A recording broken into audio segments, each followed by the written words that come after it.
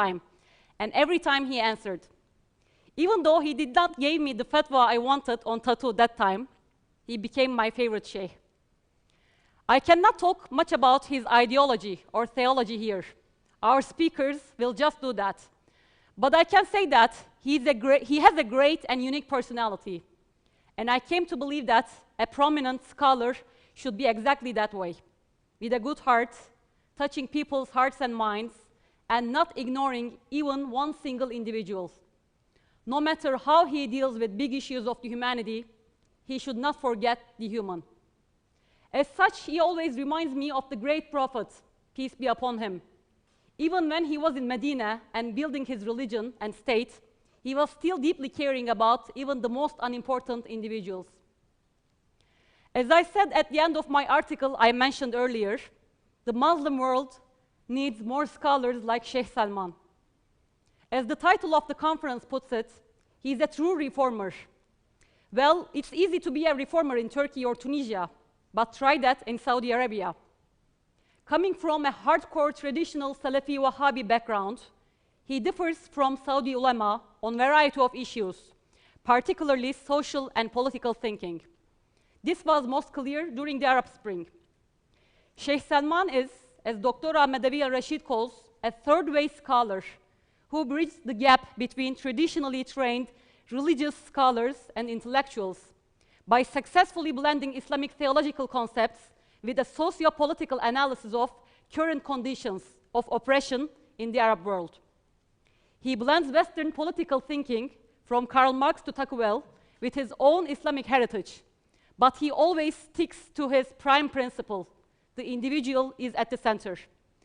Today and tomorrow, we will learn more about his theology, ideology, and approach to different issues. It's such a shame that this prominent figure has been in jail in Saudi Arabia for more than 3 years now.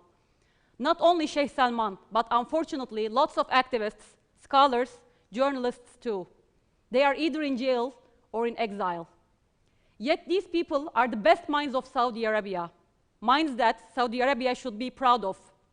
These are the people Saudi Arabia and the region should listen to in this time of deepening polarization. I pray from the deepest part of my heart that Sheikh Salman and others we know and we don't know be released from jail soon and get their freedoms back. I hope that the international community takes the responsibility and pressures the kingdom to release them. Before I conclude, I would like to remind our audience that the panels will be in English today and in Arabic tomorrow, but there will be translations in 3 languages: English, Turkish, and Arabic. I strongly encourage everyone to attend all panels and make the most out of this truly fantastic conference. Shukran. Now we will watch a movie about Sheikh Salman Al-Auda, a movie prepared by Arab Rights and Research Center. Let's take a look.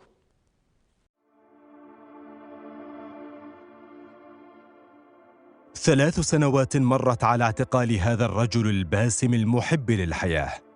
ولكني أنا أحب الحياة وما زال لي فيها أرب وعندي فيها طموحات وفيه فقرات كثيرة ما كملتها، وإن كنت أعرف أنه كل اللي رحلوا كما قال وحاجات من عاش لا تنقضي. 3 سنوات ولا يعلم أحد لماذا يعتقل العودة أبرز رموز الإصلاح في العالم العربي. 3 سنوات والشرق والغرب يتحدثون ويستغربون، لكن الغرابة هي أن البعض ما زال يسأل: من هو سلمان العودة؟ أهلا وسهلا، العبد الفقير أخوك سلمان. العبودية والافتقار والأخوة لعلها أبرز الصفات التي ميزت رحلة سلمان العودة، والتي رغم كونها رحلة شاقة لكنه تغلب عليها بالابتسامة الدائمة. أعتز بأن أعظم ثوابتي هو إيماني الراسخ العميق بالله سبحانه وتعالى، وحبي له وحسن ظني به، وأنني أضع كل همومي وآلامي ومعاناتي حينما أسجد بين يديه. لو كانت هناك كلمة يمكن أن تصف رحلة العودة الطويلة فلا شك أنها كلمة الإصلاح التي ميزت مسيرته واقترن بها اسم العودة. رغم أنه إنسان معتدل، رغم أنه أدان الإرهاب، رغم أنه إصلاحي يريد فقط الإصلاح ورغم أنه إنسان يعني محترم ومعترف به ومعروف دوليا، فإننا سنسجنه وسيبقى في السجن، لأنه ليس لأي أحد في هذه البلاد اقتراح أي إصلاحات إلا نحن. لن تسكتون الأصوات التي تطالب بالإصلاح. وهذه مهمة الأنبياء عليهم الصلاة والسلام، كما قال خطيبهم شعيب: إن أريد إلا الإصلاح ما استطعت وما توفيقي إلا بالله عليه توكلت وإليه أنيب.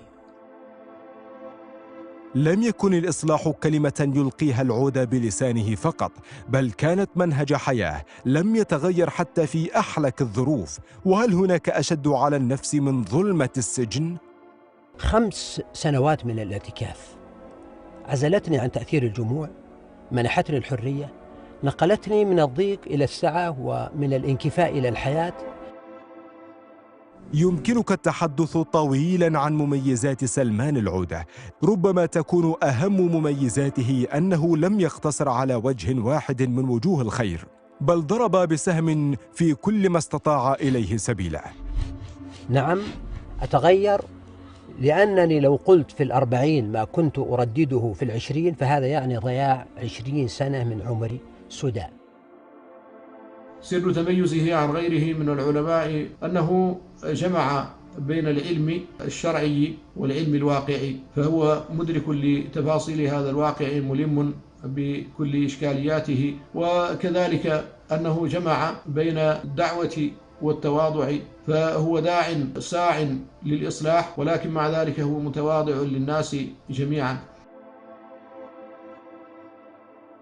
يا رب، وأنت الكبير في عليائك، وأنا الهباءة في كونك، فكن أنت الصاحب في سفر الحياة.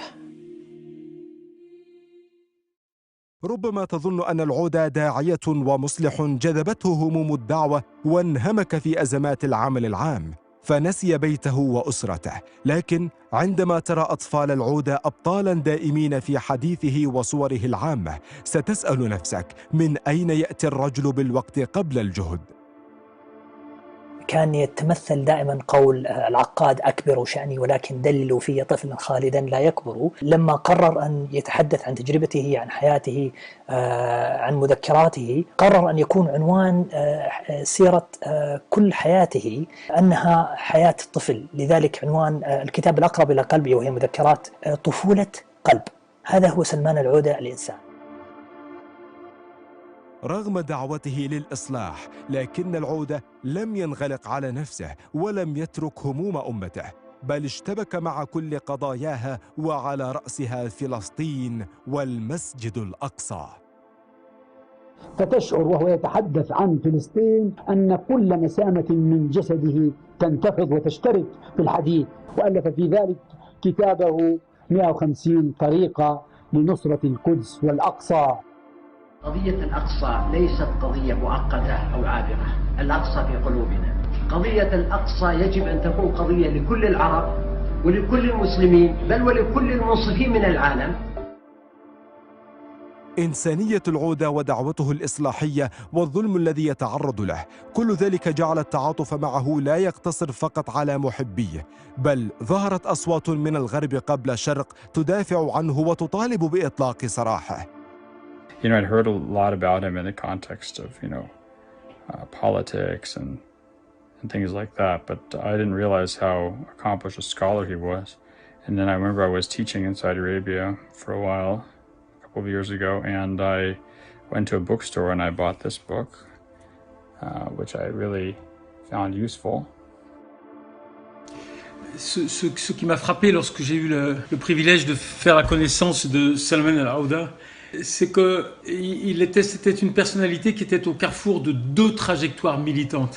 La première, c'est que, bien sûr, le cheikh a été l'un des premiers, dès le début des années 90, à dénoncer l'absolutisme, l'autoritarisme du régime saoudien et la mainmise américaine sur le royaume. Mais il a été également, très tôt et de façon plus originale encore, l'un de ceux qui ont eu une militance pour un état de droit, pour la garantie des libertés individuelles. Without trial, held extensively in solitary confinement, merely because he has expressed his opinion and called for reform and change in his country.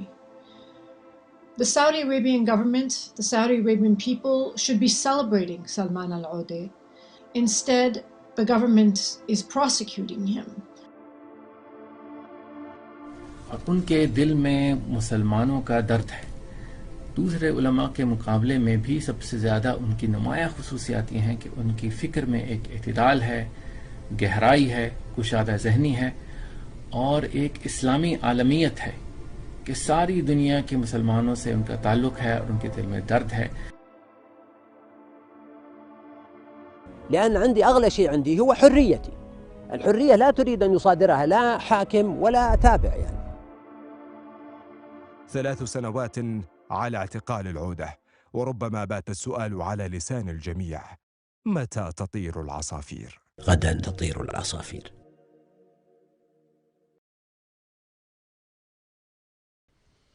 We got to know more about Sheikh Salman.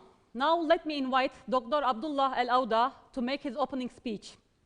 Dr. Abdullah is an academic and researcher and Sheikh Salman's son. He is also the Director of Research for the Gulf region at Democracy for the Arab World Now, Down Center. He has been actively writing about his father's case, as well as other human rights issues in Saudi Arabia. He always keeps these important issues alive, especially in the Western media. The mic is yours, Abdullah. Thank you everyone for attending this conference. I want to thank the numerous scholars and academics who have contributed their valuable time and efforts into making this virtual conference a reality. It was important that the various voices in both the English and Arabic language conferences reflected a diversity of thought, ideology, and diversity of region. That diversity of voices that we hear today is the biggest statement of unity and the most firm reaction of the legitimacy that the Saudi government claims to have. While jailing my father, our distinguished speakers represent millions of voices from all over the world, belonging to various religions, regions, cultures, and ideologies, who all understand that the demands for freedom for an Islamic scholar like my father also means freedom for thousands of prisoners of conscience in Saudi Arabia and around the world. We have heard the human rights perspective, the legal perspective, and I believe it is best that I provide as a son a personal take on my father, Salman al-Auda, who is arrested in Saudi Arabia since September 2017. He is a humble and simple human being who I believe would best be described as an open book. Anyone who knows his personality would describe him as such. His persona is one that has nothing to hide. Throughout the various stages of his life, he always remained true to a life of simplicity and optimism in his own refined way. He always describes himself as a young boy or a young heart, and that's why he titled his own autobiography as Young Heart. He even decided to describe himself with this young heart because he wants to show the youth not just in his mind but also in his heart and dealing with things in life. When I came across an Arab poet named Al-Aqad, and one line when he describes himself, the line summarized how my father felt. So I shared it with him, he liked it, and he put it in his book. The line was أكبر شأني ولكن دللوا في طفلا خالدا لا يكبر. It means that, he said, while you can see me as a mature human being, you have always to treat me like somebody with a young heart. When social media platforms began to flourish, he fully embraced the new methods of communication with his touch, and that's why he accumulated millions of followers around the world. 14 million followers only on Twitter, and more than 15 or 16 million followers on other platforms. When he travels around, he always sees the wonders in things. He always values the relationships. He always sees the good side of everything that he sees, and that's why he teaches us to be the same. Because of this open book approach that he keeps, the honest is heavy on those who attack or falsely accuse him of anything, because they have to convince everyone of their accusations. He always films his own live. He always presents everything.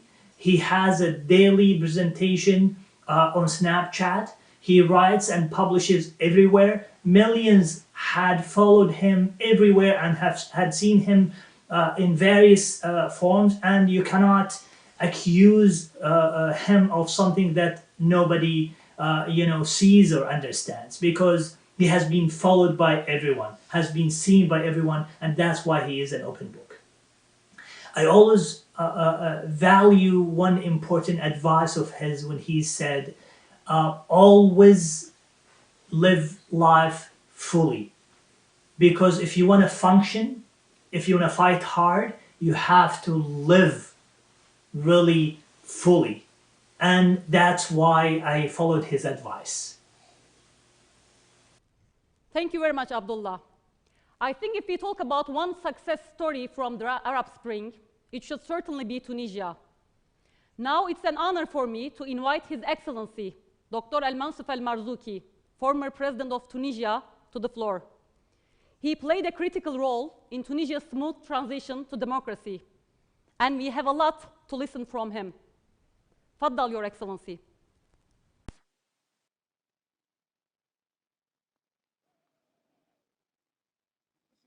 Ladies and gentlemen, Dr. Abdullah Al-Ouda. In the year 2000, I came across one of the brightest Egyptian journalists, Mohammed Said Said. He told me a story that was really interesting. He said that he had an opportunity to meet President Mohammed Hosni Mubarak, and he gave him a paper on which he put some remarks on the situation in Egypt and what are the remarks that are necessary in Egypt. Hosni Mubarak, the president, dealt with him in contempt, and he said, put it back in your pocket, and he didn't take it from him. This story reminded me with something that similar happened to me. In the 1990s, I was the head of the Tunisian Association for Defending Human Rights, and at that period, we didn't have the clash that will happen with the Tunisian president in terms of human rights. As the head of the association, human rights issues started to surface. So I sat down with him for an hour, and I told him that Tunisia needs a number of reforms like this and that and that. I understood from that meeting that what I'm saying is nonsense. And of course, after 2 or 3 years, the confrontation started, and I was sent to prison, etc. And the country got into the troubles that you all know. What was the fate of Hosni Mubarak, and what was the fate of Ben Ali? You know how things ended up with those two people. Sometimes we ask ourselves, what would have happened if Hosni Mubarak accepted that paper from the journalist, read it, and worked upon it? What would have happened if Ben Ali listened to me and knew that at the time I was providing him with advice for the best interest of the country and his own interest? What would have happened? Maybe the history would have taken another track, but now we are where we are, as you know. Now, in Saudi Arabia, it is the same. The same scenario is repeated. We have someone who is respectful, just like Mr. Mohammed Saeed. This respectful person tells the Saudi authorities, that's what we need to do, this and this and this, for your own interest and for the interest of the country. What happened to him? They dealt with him in contempt and they put him in prison. in your opinion and people that who knows history, what will be the result? The result will be the same, the result of Mubarak and Ben Ali, because in history, just like physics, when you do the same premises, you end up with the same conclusions. Sometimes when we look at that, we feel disappointed because the same problem happen again and again. Reformers come with messages and they go to the address the rulers with the advice that is in their own interest, instead of listening to them and understand what is the meaning and or what do these reformers want. They put the reformers in a prison, etc., etc. At the end of the day, what will happen? What happens is that they only buy time. That's it. They buy time. Let's, for example, take an example: the Sudanese dictator Omar al-Bashir. He rejected all the reforms, and imagine that he received an advisor from 20,000 men and women, but he rejected that. What happened to him? He bought 10 or 20 years, but now he's in a prison. But the Sudanese people lost 10, 20 years of lack of reforms, and that's what happened in Tunisia.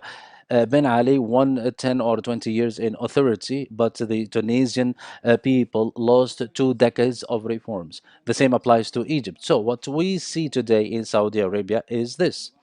The Saudi regime might win 10 or 20 years, but at the end of the day, the fate is known. Why? Because who imagines that the people that is present today in the region that are new peoples with a new mindset, new technology, new world, new connection, who thinks that they can be ruled with the same mindset of the tribal mindset after the al-hijra or the migration. Those people don't understand the situation.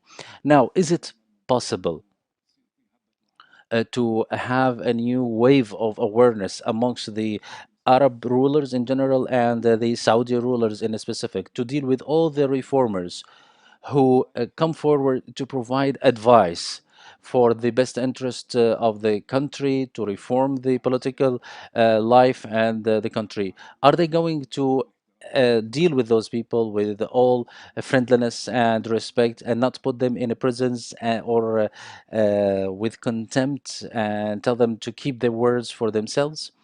Especially after the revolutions of the Arab Spring, some people think that they are over, but no, they are in the beginning. The formula is very easy: reform or revolution. So you either do reforms and you rescue the country, your honor, the destiny of your people, or no matter how much time you buy, you will face a revolution and your destiny will be similar to Al-Qaddafi or other rulers who lost their power. Anybody who thinks any other fate, they are illusional. What can we say here? Without so much illusions, but sometimes if there is a wave of awareness, we just ask, release Salman al-Auda and release all the reformers in the prisons in Saudi Arabia. Listen to those people, because those are the people that you should listen to, instead of listening to the people who are repeating on your ears what you want to hear. At the end of the time, if you do that, you will win time and your people will win the time, and you will not see the same catastrophe that we see in Syria, Yemen, Libya, that are the results of the not reforming in on the at the right time. This catastrophic situation that we see in different parts of the Arab world are the results of not reforming the country and not listening to reformers. Not listening. If you don't listen to Salman al-Auda or other reformers, that's what the people will face. It is your choice, and I hope that you will make the correct choice this time. Anyway, Salman al-Auda and the political prisoners, we will keep defending them as defenders of human rights. We are not going to forget them. We are not going to leave them in their prisons. And don't think that we're going to forget them. That's impossible. We will not forget them until they are reinstituted and they are released. This is my message. And I think that I represent the not only the emotions of that person, but the emotions of millions of Arabs. Thank you very much, Your Excellency. Now let's watch a movie about Sheikh Salman's thoughts on good people, good government. After the movie, we will go to the first panel, Human Rights in Saudi Arabia, moderated by Salma Ashraf, Director of Human Rights Monitor. الشعوب العزيزة دائما هي تلك الشعوب الحرة، الشعوب القوية، الشعوب التي تعرف حقوقها. هذا الحق لا يكون والله فزعة من فلان أو علان، جزاه الله خير، ولكن أيضا ينبغي أن الناس يعرفون حقوقهم بشكل واضح. ولا يمكن فهم معرفة الحقوق إلا بمعرفة الواجبات، لأن أيضا الإنسان ما هو فقط جالس يطلب مطالب وينسى أنه هو عليه واجبات واستحقاقات ينبغي أن يقوم بها. فالمسألة فيها توازن. لكن الشعب الحر، الشعب الأبي، الشعب العزيز، كما نلاحظ في شعوب العالم اليوم، لا نقول أن هذه الشعوب هذه شعوب مؤمنة ولا شعوب مثالية ولا خلية من المفاسد، لكن لا يجب على الإنسان وهو يذهب مثلا يتجول في أي مكان في العالم أن لا تقع عينه في المدن والعواصم الكبرى إلا على مكبات النفايات. لا، يجب أن تنظر إلى يعني قضية اعتزاز الناس بأنفسهم، وكون الناس عندهم كما قال عمرو بن عاص رضي الله عنه في الأثر الصحيح عنه الذي رواه مسلم لما مدح الروم، وكان من ضمن ما مدحهم به أنه قال: وأمنعهم من ظلم الملوك. يعني شعوب ليس من السهل أن تغتصب، ليس من السهل أن تستباح، أن تنتهك حرماتها. لها ثقل، لها قوة، عندها ترابط، علاقات، تواصل، نقابات، معرفة، أساليب، طرق، بحيث أن هذا الشعب فعلا شعب له منعة وله قوة. ذلك قال: وأمنعهم من ظلم الملوك، عندهم منعة، فيكون في توازن ما بين شعب قوي وحكومة قوية، وتصبح الدولة بذلك قوية. لكن إذا كانت الحكومة قوية وقد تكون عسكرية والشعب ضعيف، هذا معناه أنه الميزان مختل.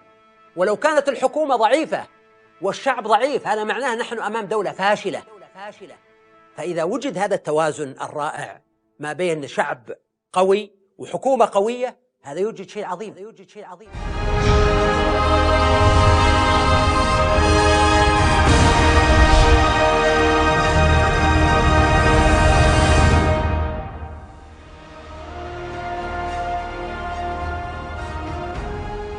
In the morning of September 9th, 2017, people in Saudi Arabia woke up to a news of a phone call between Prince of Qatar Tamim bin Hamad Al Thani and Saudi Crown Prince Mohammed bin Salman, in which they agreed to settle their dispute and open a new page for the best interest of both countries. A few hours later, Dr. Salman shared his last and most famous tweet in which he prayed for unity for the good of the people. Despite the recent call back then, reconciliation didn't take place, and dispute rather increased. And Dr. Salman Al-Auda paid the price for his stances. So he got arbitrarily arrested without any arrest warrant, and he had his legal rights fully violated. He was interrogated without a lawyer and tried before a special court under special law, which violates all human rights treaties and conventions. Furthermore, the public prosecutor has demanded his execution. Dr. Salman has been subjected to serious violations, including torture. He was also subjected to medical negligence that led to the loss of half of his hearing and half of his eyesight. And we fear that he might face the same fate of Dr. Abdullah Al-Hamid, who died in Saudi prison due to medical negligence. We hereby support the rights of Salman Al-Auda and stand against the violations he's being subjected to, as well as many other reformers and human rights defenders in Saudi Arabia. And for this session, we have invited our dear colleagues, Sarah Lee Whitson, Executive Director of DAWN, to speak about the case of Dr. Salman Al-Auda. We also have Adam Kugel, Deputy Director of Human Rights Watch, to speak about the human rights situation in Saudi Arabia. And we have Dana Ahmed, researcher on Saudi Arabia at Amnesty International, and she will be speaking about the specialized criminal courts in Saudi. And we have also Joshua Cooper, Deputy Director of Al-Qasd for Human Rights. So let's start with Sarah to speak about the case of Dr. Salman Al-Auda. You have the floor. Sure. I think what's remarkable about the prosecution of Salman Al-Auda is the extent to which the Saudi government is willing to use terrorism charges against someone who has never done anything other than peacefully advocate for reform, change, and peace, ironically.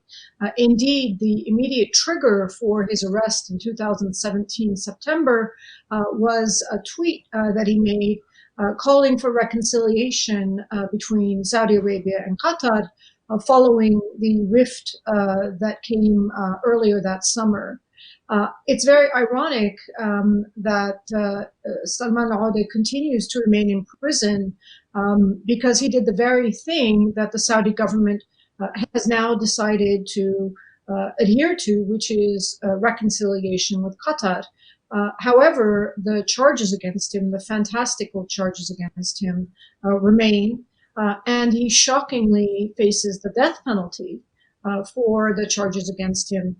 He has been detained now since November, I think, 2017, so over 3 years, held almost entirely in solitary confinement, limited access to his family, humiliating, degrading treatment in prison, as well as an inability to communicate regularly or adequately with his lawyers. The Saudi government hasn't even had a hearing in his case in over a year, and I think that's because they know that the entire world is watching to see what comes of this trial and what evidence the government tries to present. Because the charges against Salman al-Aude are so absurd.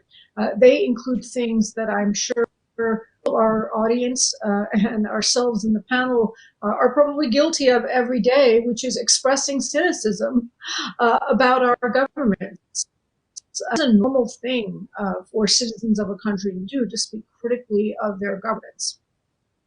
I think it's very important to highlight the government bureaucrats who are involved in Salman al-Aude's prosecution.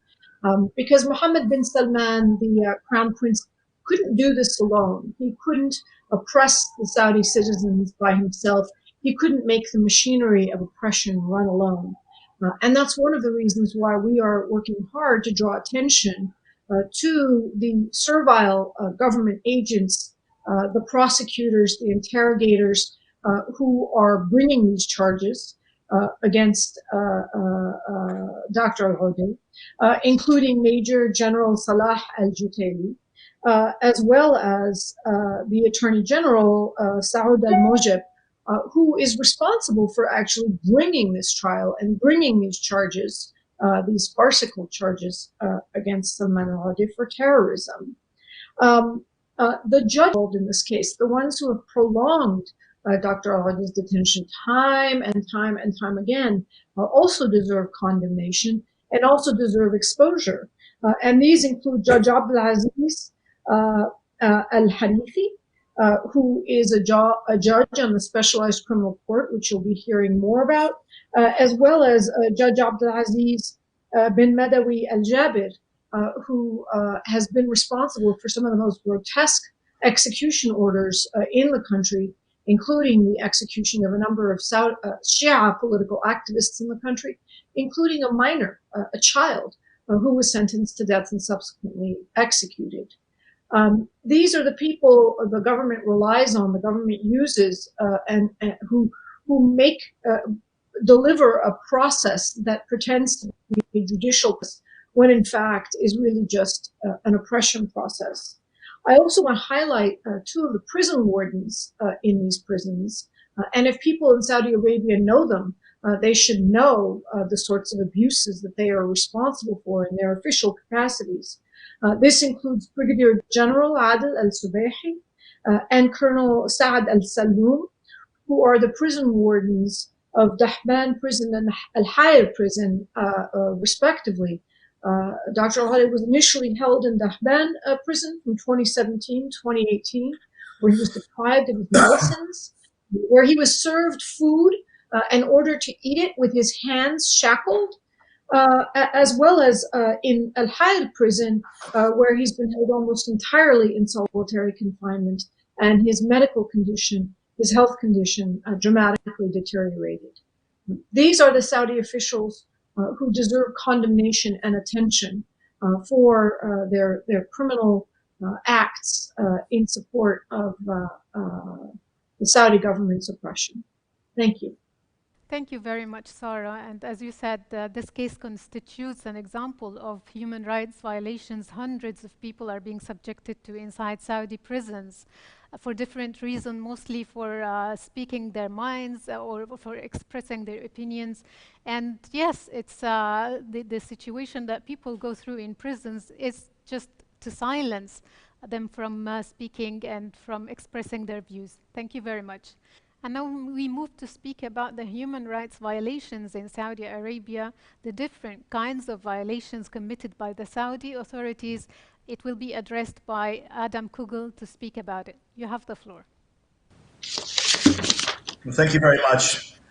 Look, the human rights situation in Saudi Arabia, we've seen a complete degradation in respect for basic rights in Saudi Arabia in recent years, particularly basic civil and political rights. While Saudi Arabia was never a paragon of free expression where people could openly, discuss controversial ideas, what we've seen in the last 3 years is, in fact, of a degree of repression that hasn't been seen before in modern Saudi history.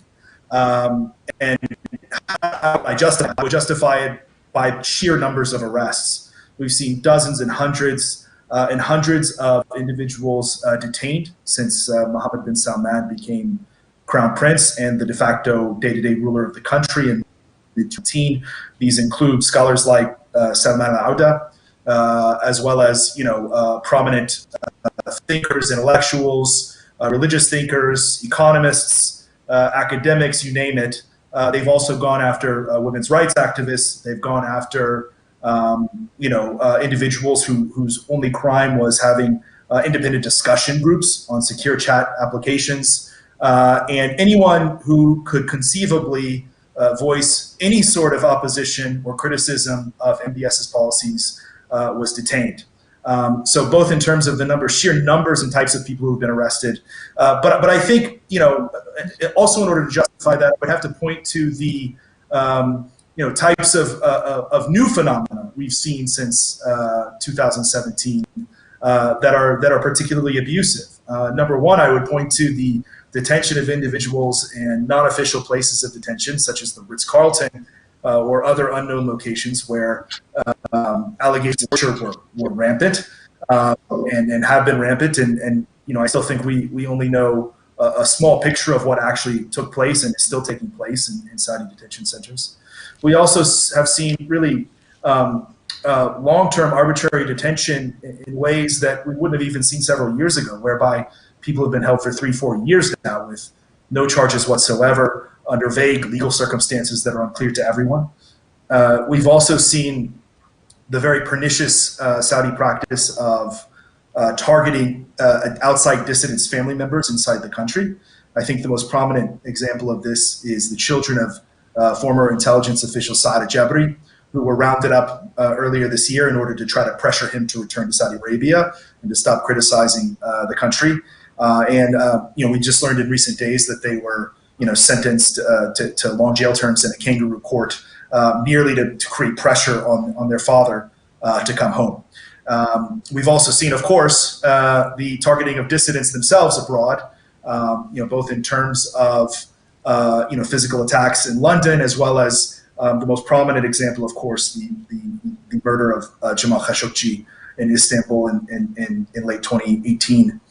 And all of these combine to create a picture of a country that brooks no criticism, both internally or externally. And I know for a fact that Saudi dissidents abroad have to really weigh the potential consequences of their actions when they say a word, and many of them have paid the price, or their family members have paid the price. Canadian dissident Omar Abdulaziz, if anyone has seen The Dissident recently, will know that his brothers were detained in order to try to compel him to stop speaking out. So you might ask, how has MBS gotten away with all of this?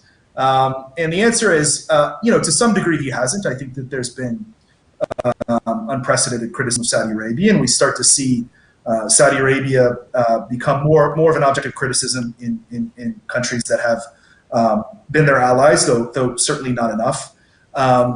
But what they've tried to do is follow the sort of UAE path, where they totally deny civil and political rights, while trying to market the country as modern or progressive through sort of limited social and cultural reforms, as well as aggressive marketing campaigns. In the case of Saudi Arabia, they're actively attempting to lure celebrities and major concerts and important sporting events to the country to put on big shows. They're trying to leverage diplomatic events like which they had to do virtually last fall, and create a real sense that the country is moving forward. And in fact, we know that many are suffering and languishing in Saudi prisons and unable to speak and at risk. There have been perhaps some people have interpreted recent prison sentences handed down on Saudi women and some dissidents that essentially allowed them to leave prison with time served. People have interpreted these recent releases or impending releases as sort of a olive branch to the new U.S. administration, which they very well may be. I'm not sure, but I think it's really important to point out that even if they're out, they're not free. None of these individuals are free. Many of them still have suspended prison sentences, meaning if they speak out, they'll go right back in and they'll be retaliated against. And number two, they have these long-term travel bans, so they're stuck in the country. And it's not only them; it's often their family members too who have travel bans. So there's a sort of collective punishment going on. So I think it's on human rights organizations and people who are really trying to create leverage to end the crackdown there, to do everything we can to try to prevent Saudi Arabia from succeeding in its goal of changing the narrative. We need to continue to go back to these important issues, and I think the case of Salman al-Auda embodies really a lot of the abuses we've seen. And I'll stop there. Thank you very much, Adam. And like you said, for justice and the culture of human rights, respect of human rights to prevail, there must be accountability. And those who commit crimes must be held accountable. And they should not be enjoying impunity to commit further crimes and just live freely while the innocent people remain in prison. Thank you very much. And now we have to move to the special court, which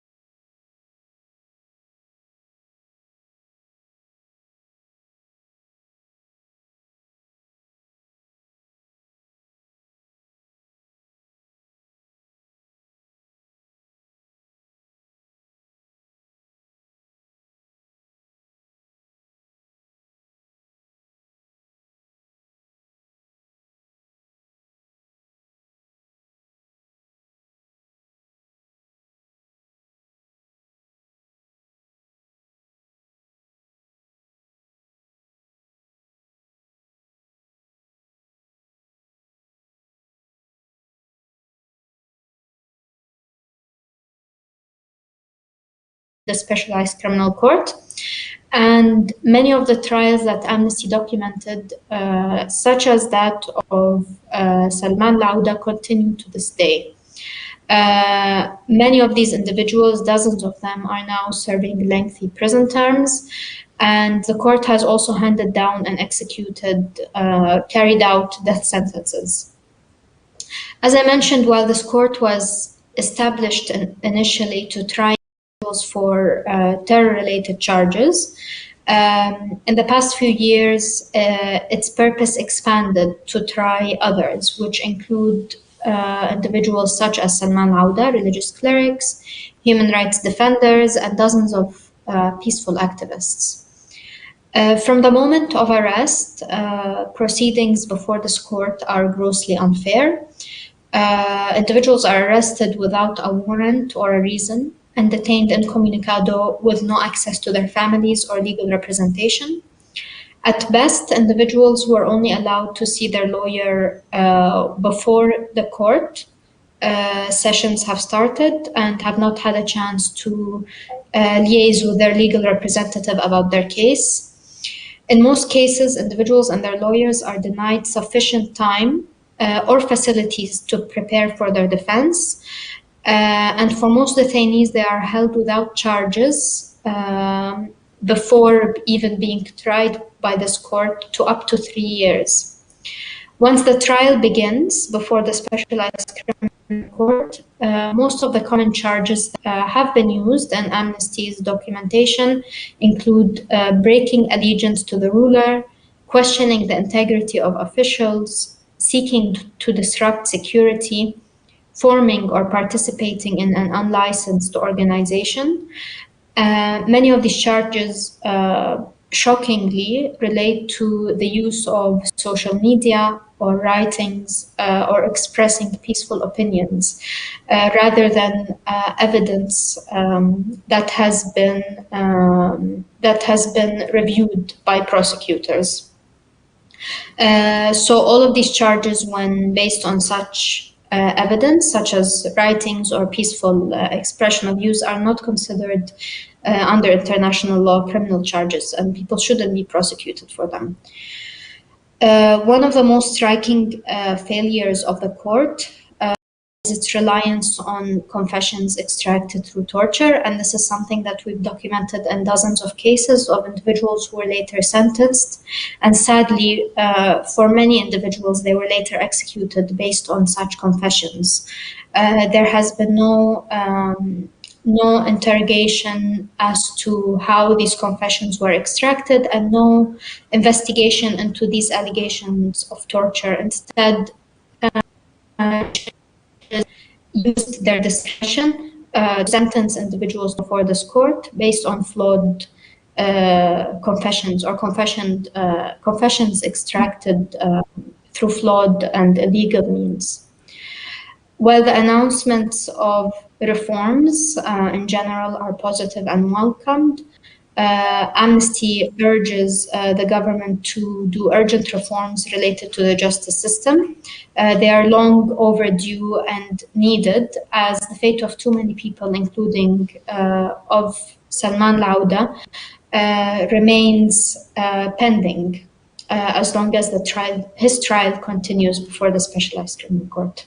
Thank you. Thank you very much, Dana. And we finally will be speaking about one of the most horrific violation of human rights, which is the death penalty.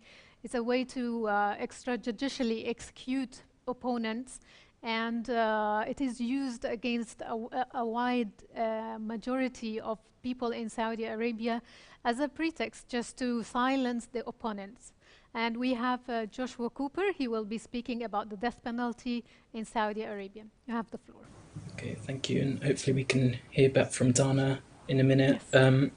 Yes. I'll talk about the death penalty with, Salman al-Auda still at risk of the death penalty, which, given the violations outlined just now by Sarah and Adam, would of course amount to an entirely arbitrary execution. I'll just make a point about how the death penalty is used as a political weapon.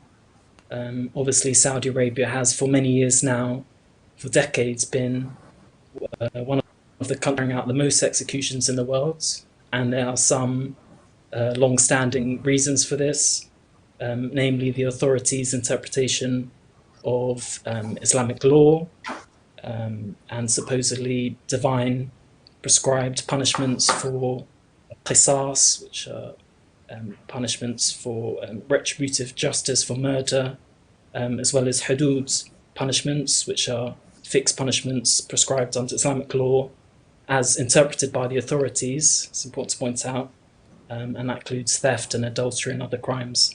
But of course, the numbers have increased in recent years since 2011, and particularly since 2015, with the ascension of King Salman to power.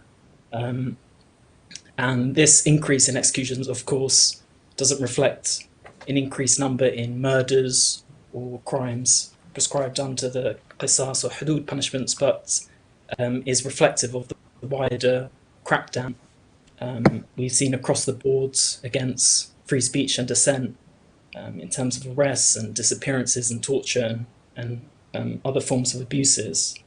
And this increase in the death penalty since 2015 also signals an increase in ta'zir sentences, which are those made at the discretion of judges that have no fixed punishments under qisas or hudud. And these may include for non-violent crimes such as drug-related offences, as well as other crimes described as terrorism-related, but of course include a whole swathe of peaceful actions, as is the case of Salman al-Auda, those relating to freedom of expression. And judges in these cases, of course, given the judicial system and the types of judges in these positions, as Sarah outlines, of course, act according to political fiat. So these ta'zir executions since 2015 really reflects the Saudi leadership. And we saw with the 2016 mass execution of 47 individuals, 43 of which were under ta'zir sentence, as well as the mass execution in April 2019 of 37 individuals, including minors, the majority of whom were Shia activists.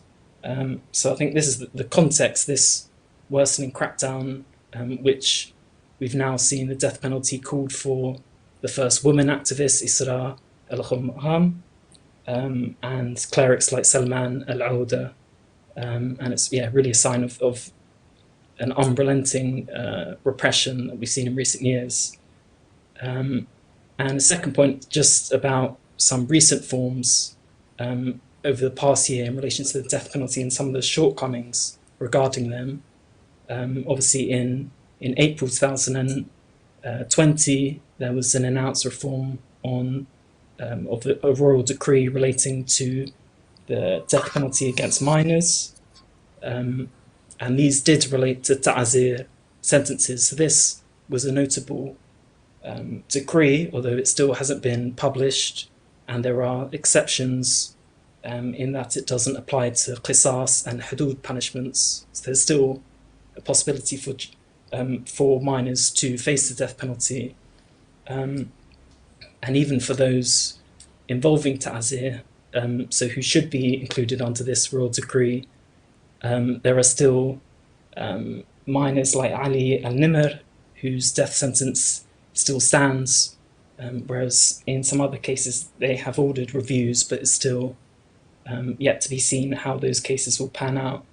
And then the second major development with the death penalty over the last year has been the drop in the number of executions, falling from 185 in 2019, which was a record year in recent Saudi history, to 27 as announced by the governmental body, the Human Rights Commission.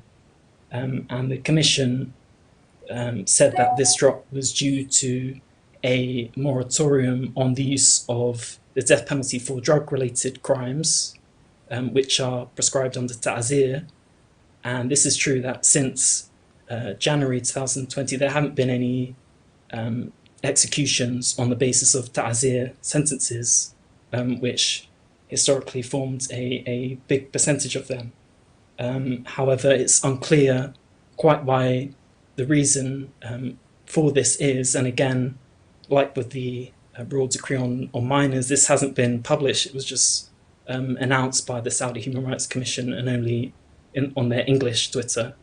So it still hasn't been published, and it's still unclear if maybe the drop in executions was not also to do with COVID, with the courts closed, or maybe the increased pressure on Saudi Arabia with the G20.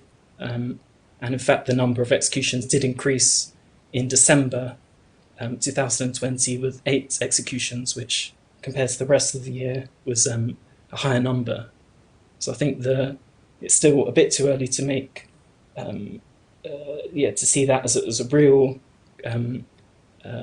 sort of ingrained concession. And in fact, yesterday there was a death sentence handed out on the basis of ta'zir against a woman. So this perhaps indicates that, or shows that judges still are at discretion to apply the death penalty. So yeah, I think the fact that the death penalty is handed out in a politicized way is obviously real cause for concern, but also shows that by international pressure and other forms of advocacy that these cases can change as well, because they are at the whims of the Saudi authorities. So we have seen death cases, the death penalty dropped in some cases. So I think with the Salman al-Auda's case is really vital now, and with the new Biden administration and other factors that more pressure is brought to bear on the authorities to drop the death penalty and to release him immediately. Thank you very much, Joshua. And I believe that given that these courts are independent and they receive their orders from the government or the authorities, then we cannot guarantee or trust their judgments. And therefore, I believe that all executions or the use of death penalty should be stopped in Saudi Arabia. And now let's start the discussion. I have a few questions. I would like to have your opinions and share it with us. And I'd like to ask Sarah, how do you see the future of the case of Dr. Salman al-Auda? Well, I don't know. I certainly hope so. And I hope that the Saudi government is feeling the pressure of international scrutiny with programs like this, as well as the promise of the Biden administration to sanction Saudi Arabia for rights abuses. I hope that they recognize that they will need to drop the fantastic charges against Dr. Auda and release him from prison if they want to even a small bit attempt to improve their rotten image. Yes, especially given the recent reconciliation. Well, the Human Rights Council of the United Nations absolutely has a responsibility to review the record of Saudi Arabia, as well as to investigate the record of Saudi Arabia. Saudi Arabia has not been cooperative with the special rapporteurs who have sought to do investigations inside the country. That being said, for example, the special rapporteur on extrajudicial executions, Agnes Callamard, carried out a very important report on the murder of Jamal Khashoggi, which of course the Saudi authorities didn't cooperate with, but nevertheless has proven to be a vital document about the facts surrounding his murder and the role of all of the Saudi government culprits involved in that. Unfortunately, at the UN Security Council, Saudi Arabia has been defended and protected to a significant extent, as has the UAE, for their war crimes in Yemen. There is an arms embargo, for example, in Libya, which the UAE has been breaching, but the UN Security Council has not enforced. Similarly, the panel of experts has repeatedly condemned the war crimes of Saudi Arabia and the UAE in Yemen, but the Security Council has not taken action against that.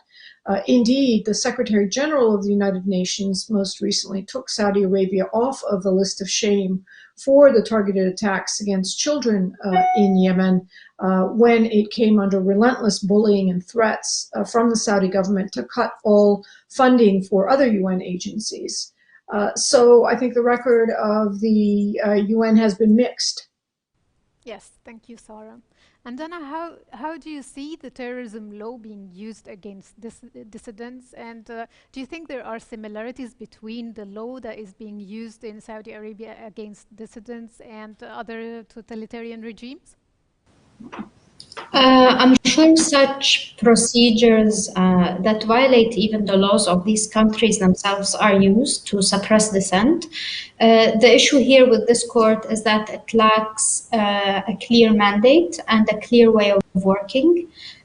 However, Saudi laws have been also violated. So laws of the country itself are violated through these flawed procedures in terms of the right to a fair trial, or the right to, or judges judges shouldn't be relying on confessions extracted through torture, or arbitrary arrest, and not being allowed contact with legal representatives, are all rights that both Saudi and other international laws do provide. However, these are being violated in this case.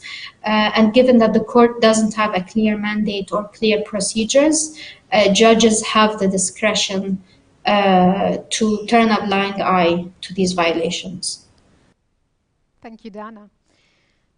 Joshua, what do you think of the other examples of the slow killing, that they do not directly order the execution of people or order the death penalty against them, but sometimes they use other forms of killing, such as the medical negligence, or leaving the hunger strikers until their situation worsens, and so on.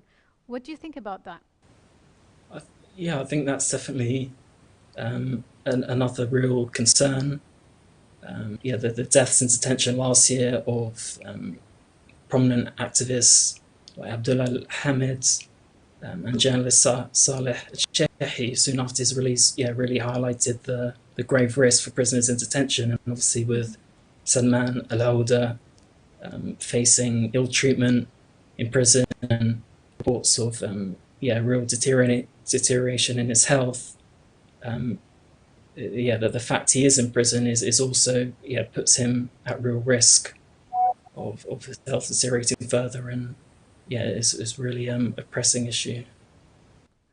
Thank you, Joshua. And finally, what do you think about the role of the UN, the EU, and the different international bodies regarding the human rights situation in Saudi Arabia?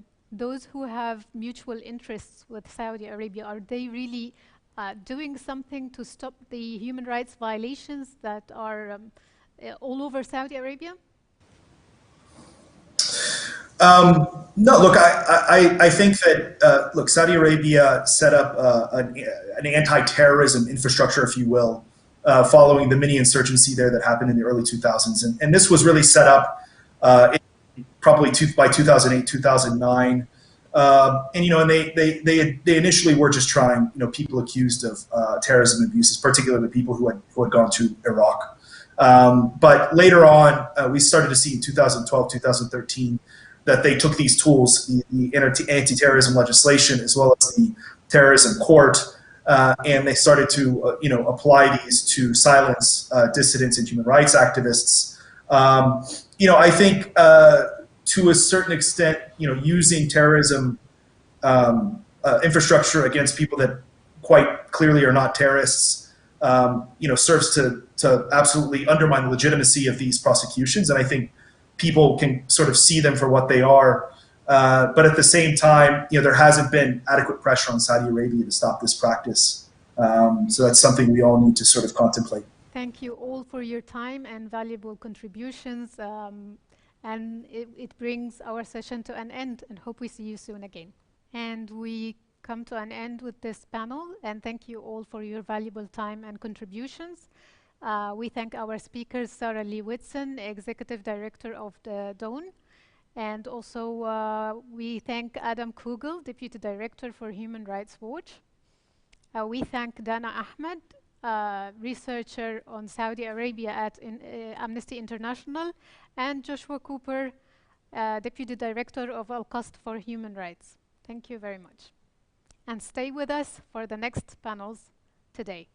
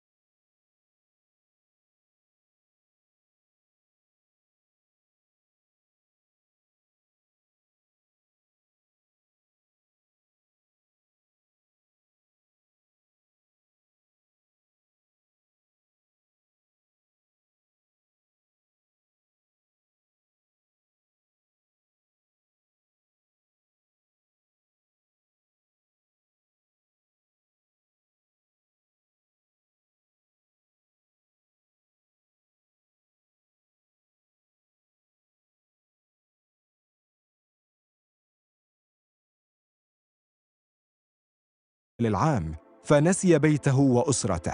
لكن عندما ترى أطفال العودة أبطالاً دائمين في حديثه وصوره العامة، ستسأل نفسك: من أين يأتي الرجل بالوقت قبل الجهد؟ كان يتمثل دائما قول العقاد أكبر شأني ولكن دللوا في طفل خالدا لا يكبر. لما قرر أن يتحدث عن تجربته، عن حياته، عن مذكراته، قرر أن يكون عنوان سيرة كل حياته أنها حياة الطفل. لذلك عنوان الكتاب الأقرب إلى قلبي وهي مذكرات طفولة قلب. هذا هو سلمان العودة الإنسان. رغم دعوته للإصلاح، لكن العودة لم ينغلق على نفسه ولم يترك هموم أمته، بل اشتبك مع كل قضاياها، وعلى رأسها فلسطين والمسجد الأقصى. فتشعر وهو يتحدث عن فلسطين أن كل مسامة من جسده تنتفض وتشترك في الحديث، وألف في ذلك كتابه 150 طريقة لنصرة القدس والأقصى. قضية الأقصى ليست قضية مؤقتة أو عابرة، الأقصى في قلوبنا. قضية الأقصى يجب أن تكون قضية لكل العرب ولكل المسلمين، بل ولكل المنصفين من العالم. إنسانية العودة ودعوته الإصلاحية والظلم الذي يتعرض له، كل ذلك جعل التعاطف معه لا يقتصر فقط على محبيه، بل ظهرت أصوات من الغرب قبل الشرق تدافع عنه وتطالب بإطلاق سراحه. I'd heard a lot about him in the context of, politics and things like that, but I didn't realize how accomplished a scholar he was. And then I remember I was teaching in Saudi Arabia for a while, a couple of years ago, and I went to a bookstore and I bought this book, which I really found useful. Ce qui m'a frappé lorsque j'ai eu le privilège de faire la connaissance de Salman al-Auda, c'est que c'était une personnalité qui était au carrefour de deux trajectoires militantes. La première, c'est que, bien sûr, le cheikh a été l'un des premiers, dès le début des années 90, à dénoncer l'absolutisme, l'autoritarisme du régime saoudien et la mainmise américaine sur le royaume. Mais il a été également, très tôt et de façon plus originale encore, l'un de ceux qui ont eu une militance pour un état de droit, pour la garantie des libertés individuelles. Without trial, held extensively in solitary confinement, merely because he has expressed his opinion and called for reform and change in his country. The Saudi Arabian government, the Saudi Arabian people should be celebrating Salman al-Auda. Instead, the government is prosecuting him. उनके दिल में मुसलमानों का दर्द है। दूसरे उलमा के मुकाबले में भी सबसे ज़्यादा उनकी नुमाया खुसूसियात ये हैं कि उनकी फ़िक्र में एक इत्तिदाल है, गहराई है, कुशादा ज़हनी है और एक इस्लामी आलमियत है कि सारी दुनिया के मुसलमानों से उनका ताल्लुक़ है और उनके दिल में दर्द है। لأن عندي أغلى شيء عندي هو حريتي. الحرية لا تريد أن يصادرها لا حاكم ولا تابع. 3 سنوات على اعتقال العودة، وربما بات السؤال على لسان الجميع: متى تطير العصافير؟ غدا تطير العصافير.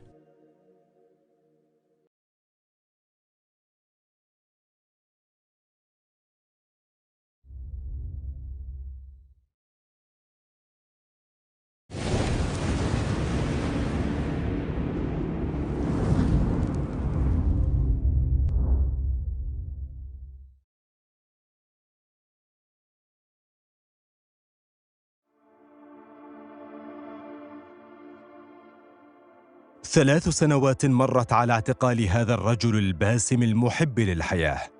ولكني أنا أحب الحياة وما زال لي فيها أرب وعندي فيها طموحات وفيه فقرات كثيرة ما كملتها، وإن كنت أعرف أنه كل اللي رحلوا كما قال وحاجات من عاش لا تنقضي. 3 سنوات ولا يعلم أحد لماذا يعتقل العودة، أبرز رموز الإصلاح في العالم العربي. 3 سنوات والشرق والغرب يتحدثون ويستغربون، لكن الغرابة هي أن البعض ما زال يسأل: من هو سلمان العودة؟ أهلا وسهلا، العبد الفقير أخوك سلمان.